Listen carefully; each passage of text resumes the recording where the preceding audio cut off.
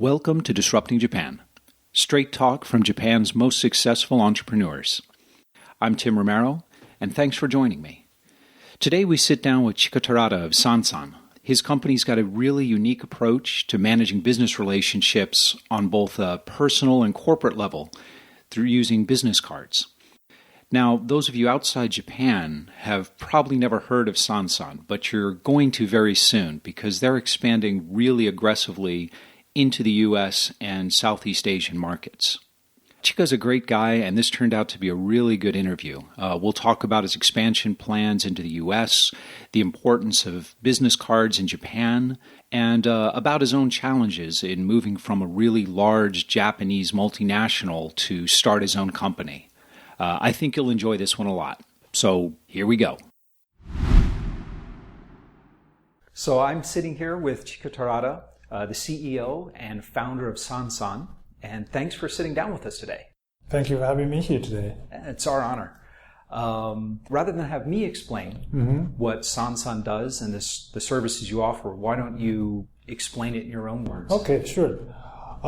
It is very simple. We do business card management. We provide business card management services now in Japan. By this I mean we help companies and individuals manage their relationship through business cards. Okay. Now I think most people that are listening will know about Card Munch and what Evernote does. But the term business card management I think will be a new idea to them. So what you do is much more than simply scan in information, right? Yeah, the part of scanning and transcribing may be similar to Card Munch. And beyond that point, there is a big difference. We have two services, one for companies and the other for business individuals. The company version is called Sansan. It's the same name as a company. And what Sansan does is to provide a platform for you as a company to share and manage connections. It's like a CRM solution. So in Japan, we can compete with Salesforce.com in the area of CRM solution. So it sounds like by business card management, it's really a sort of a bridge between a simple scanning service like Card Munch and a more complete corporate CRM solution like Salesforce. In a sense, yes. But our idea is, if you simply put the business cards that your company has, it's going to be a CRM database, right? Right. Because when you approach, if you like to approach some company, but you don't have access there, but with Sansan, you can do a search of your company's database to see if someone in your company knows someone in that company. About our individual one, our service for individual, which is called 8. 8 is a business card management application. And also, it's intended to become like LinkedIn based on business cards. Is 8 the full system just without the sharing and collaboration? Let me tell you how 8 works. Okay. Okay, so, firstly, you are required to register your own business cards. It's going to be your profile card, we say. And then you start taking the photos of business cards you receive. Then, like we do in Sansan, we transfer all the business cards accurately in the back end. Then you get a database on the cloud. Then how it is similar to LinkedIn is that you can connect with people on 8. What that means is if you take photos of my business card, then I'm already on the network. So we connect with each other. So after connecting with each other, you are referring to the cards that I register as my profile card. So then you can expect me to update. So if I move to another company, then you know. Or if you get a promotion or change your phone number, all your contacts are updated at once. Actually, it's the biggest database of professionals in Japan already. That's a fascinating approach. Yeah. It's interesting because the Japanese, Asia in general, but Japan in particular, view business cards in a very, very different way than, say, Americans do. Yeah. Can you explain a bit about that? Some of the most important differences? Japanese people exchange business cards all the time when you meet someone for the first time. I would say it's like a shaking hands for American people. You should give your business cards, and you must receive the business cards.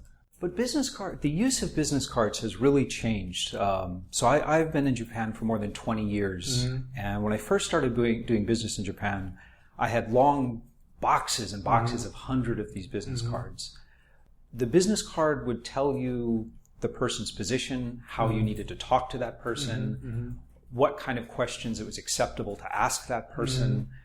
Without the card, you really didn't know how to start a conversation. Has that changed in Japan, or is it still very formal that way around business cards? I think it's still very formal. For example, in Japan, you are supposed to put the business cards in order on the table, right, as you see people sitting in front of you, so that you match the card of the contents to someone, and this person, that person.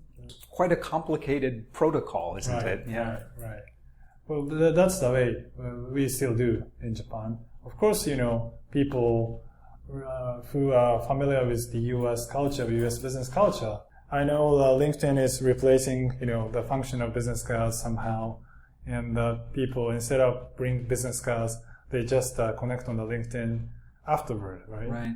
Actually, maybe I'm just been in Japan too long. I still prefer getting the business cards. It helps me remember who I'm meeting. As a tool to exchange business contacts, business cards still a good way for you to change business contacts, because it's easy to bring and it's easy to receive. Contents there are pretty formalized. In Japan, we were talking the business cards are very important to explain the hierarchy of the people you meet. Does the Sansan system also show that hierarchy? Does it model that hierarchy as well? As to our corporate version, Sansan, the service includes the function of, drawing organization chart. All the business cards have the titles and groups or organizations that they belong to. So it can actually help you figure out who the right person to contact in that organization is. That's right. Although I have to say it's getting harder. 20 years ago, there was a very small number of titles that everybody had. It was like the military. Everyone had a rank. That's right. Now there's a lot of companies sort of inventing their own titles.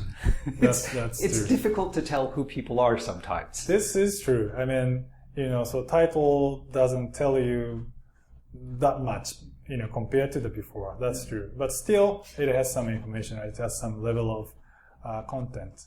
Now, Sansan is expanding into both the U.S. and the Singapore markets, which is, I'm sure, both exciting and absolutely crazy at the same time. What's been your experience in those two markets so far? As to the Asian market, we are taking aid to it. I mean, for aid is for Asian market, and the Sansan is for the U.S. market. So you're for the Asian market, you're focusing more on the individuals, and on the U.S., you're focusing on the corporate? That's right. That's interesting. What was the reason behind that strategy? Well, first of all, like you said, business card culture across Asia is similar. So people still need to manage their business cards, and the people are seeking a great tool to manage business cards, right? And there is a space for us to come in just by providing a great business card management application. For the U.S. market, like you said, people don't use business cards that much. I mean, compared to Asian countries, right? Right. But they still need to manage customer relationships as they use CRM solution like Salesforce.com. And like I said, business cards are the best tool to manage customer relationship. And the market itself is much, much bigger than Japan, bigger than any of Asian countries, right? Right. So we don't know yet if we can penetrate into the market or not, but there should be a chance for us. It's certainly an interesting approach, and I always love solutions that blend new technology with very traditional technology like business cards. Very traditional technology, yeah, you can call it. So far, what has been your biggest challenge in moving into the overseas markets, either in Asia or in North America? Yeah. Our first challenge is the US market. What we've done is to change the business model, change the, marketing model itself. 2 years ago, I thought about the US market a lot. At the time, I thought about moving to the US market, to the US myself. So moving the whole company? Whole company, or I moved to the US, I lived there. Wow, that's... But that shouldn't be successful, I think. What made you decide to stay in Japan? Because we have a lot of Japanese startups now are moving to the US. That's true. So what made you stay here? There were several reasons. First of all, what I found was that, we use all the applications from the US. Google, Gmail, in a company, in this company, or Yammer, or Zendesk, Amazon AWS. Right. We use all of them. But, I remember nobody came to us to sell. We just bought ourselves because the product is great and the product itself is penetrating to us without any sales activity. So you wanted your product to speak for itself. Yeah. In Japan, how we, grew the market was more of sales and marketing driven. We could do it because we knew the market. We could hire good people. We ourselves, did sales, right. Marketing better, right? But you had your networks here. Yeah. Right. Right. Yeah, I guess, that makes sense. You have to let the product speak. Yeah.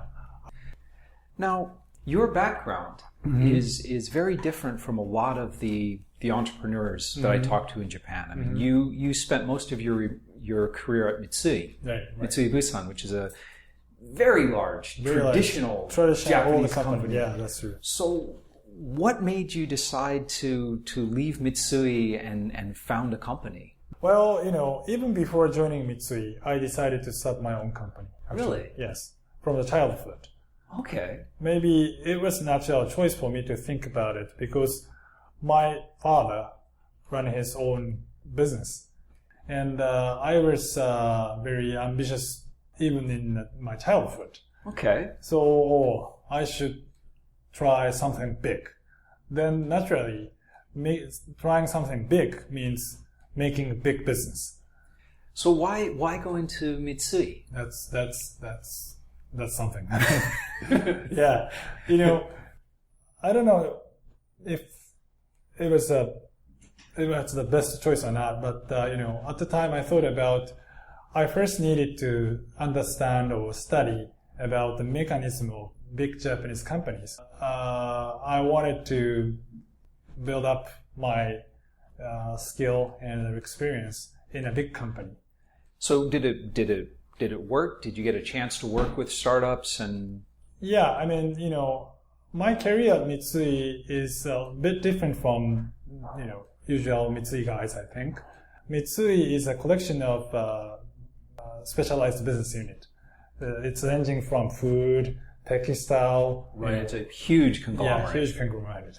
And IT business was relatively a newly established one at the time, and I joined that unit.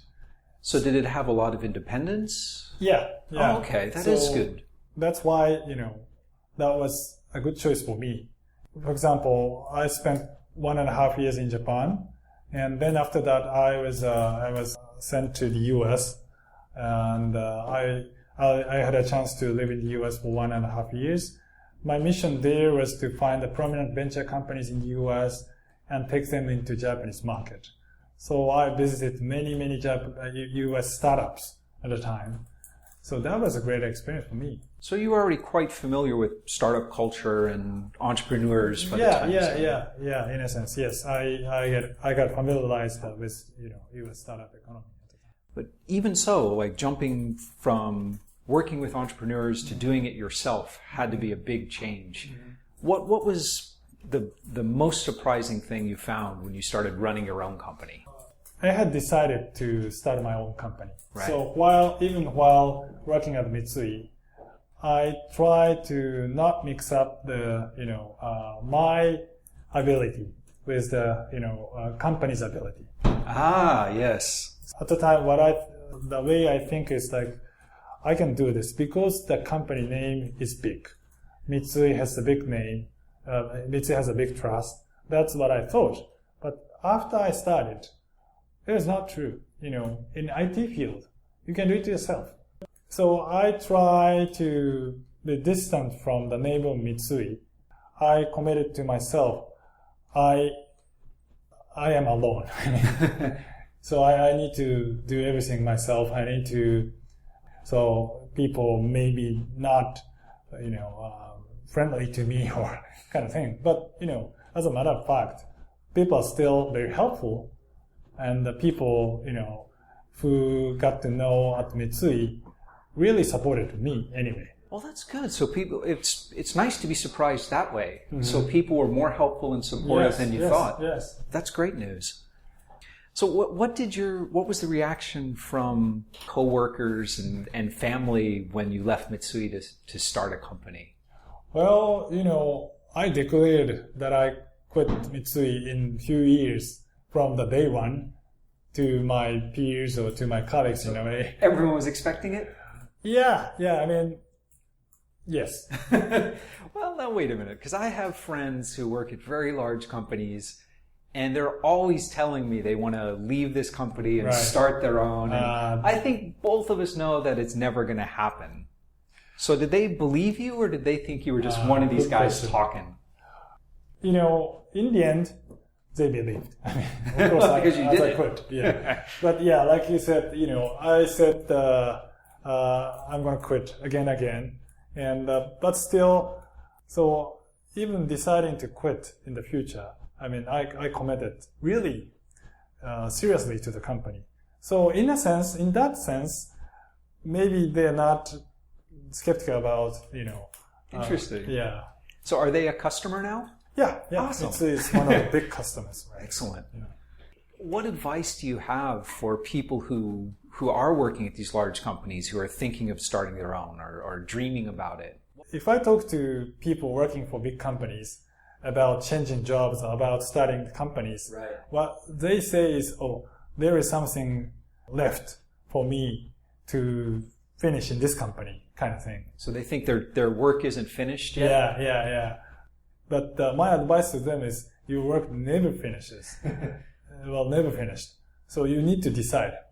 So they just need to set a deadline and do it. Yeah. Company always give you new challenge. Yeah, there's always new work coming. Yeah.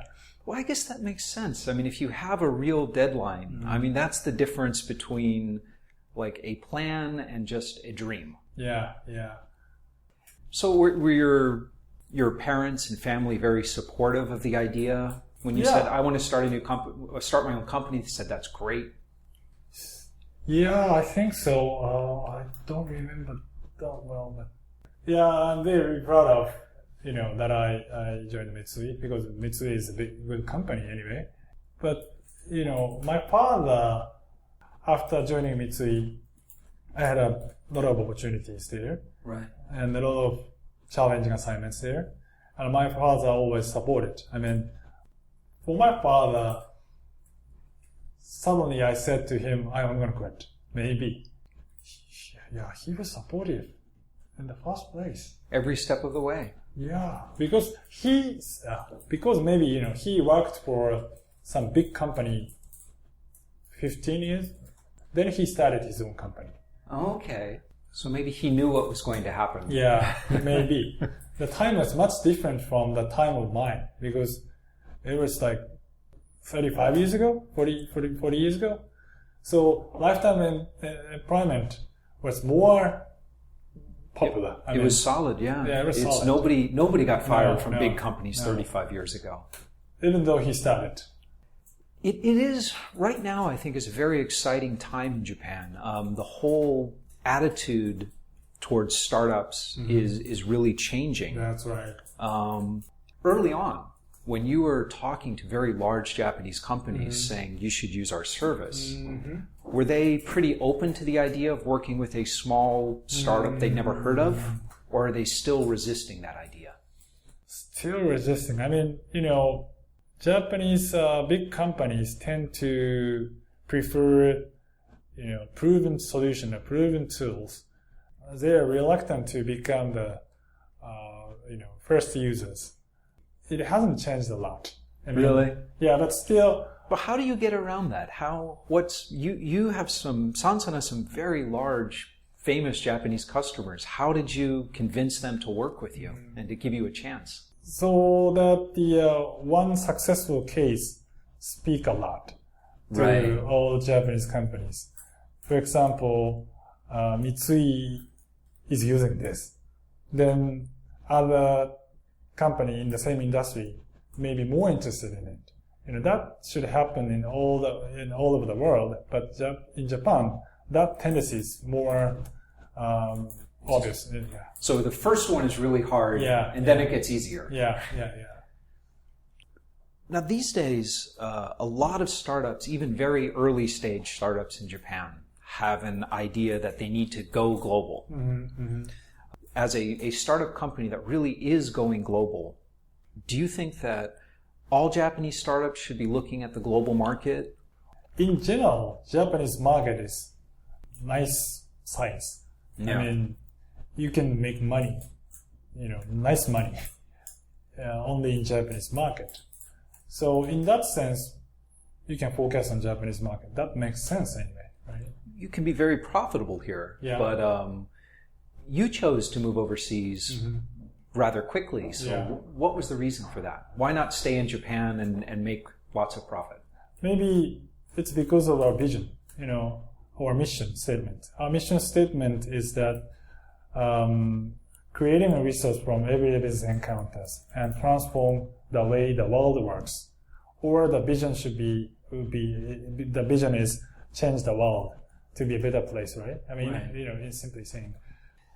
Japan, I went to a panel discussion last week, and a lot of VCs were saying Japan is in a startup bubble and there's too many startups here, but VCs always complain they pay too much. But I think things are getting better in Japan. What are some of the most positive trends in Japan now for startup companies? What's going right in Japan? In general, working people are more interested in working for venture companies or for startup companies. And they are more interested in starting their own companies compared to the before. Why do you think that is? Well, there are several reasons. Maybe, these days you can find very successful young entrepreneurs in terms of money, in terms of recognition, and so on. Then it seems easier than before. I mean, the money is already there. I mean, the VC money is more of a commodity these days. Yeah, there is a lot of VC money around. Right. But it seems like starting a company has become more socially acceptable than it was in the past. That's true. Yeah.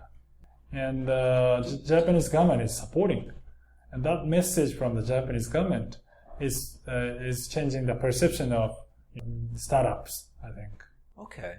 So do people think they are less risky, or is it just they've become more of a mainstream occupation?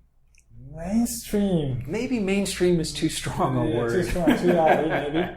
People still work in big companies.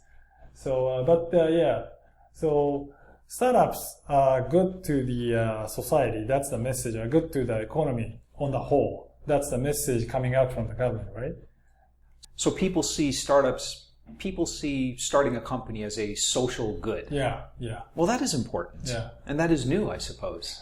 Yeah, that's new. Huh. And it's really logical and reasonable. I mean, unless otherwise government push the idea of starting companies, Japanese economy cannot be sustainable in the end. I think so. Yeah. And I think that there does seem to be an agreement, at least intellectually, from the government, from the universities, from the big companies, that the future is in little companies. Yeah.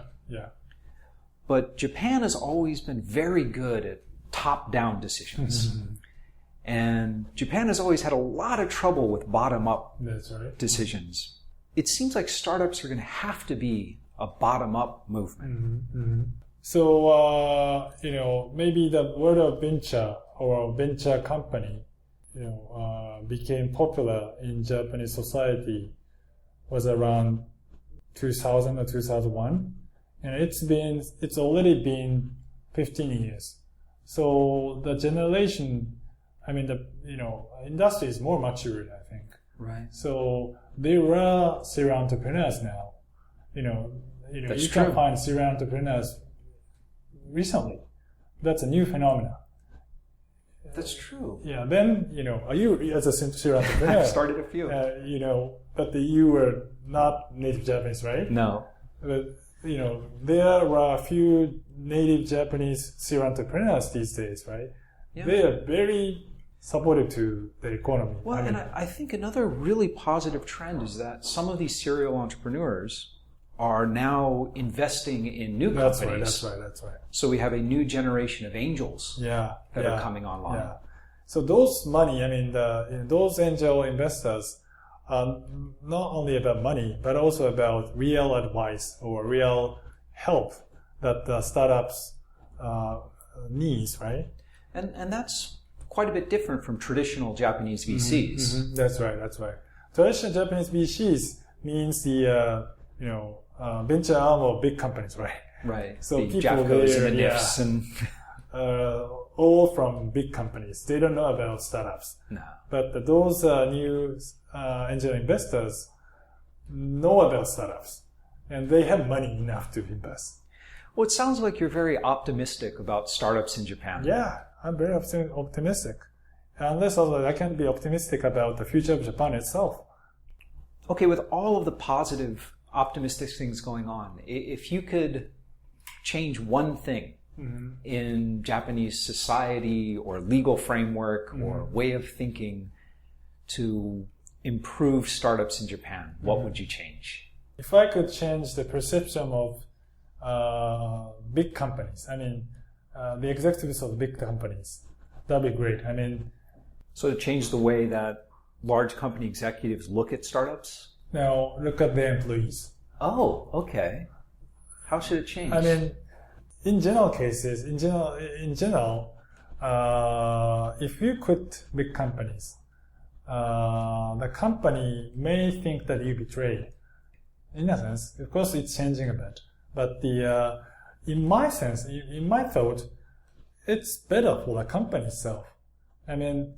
Yes, that is true. You lose one talent, but if you can accept him to come back in the future, you can, build a ecosystem around your company. A stronger network. Yeah, stronger network. Well, I think that's a really interesting point, and there have been some of the foreign companies have done that very well in Japan. Oracle has a very powerful alumni network. Yeah.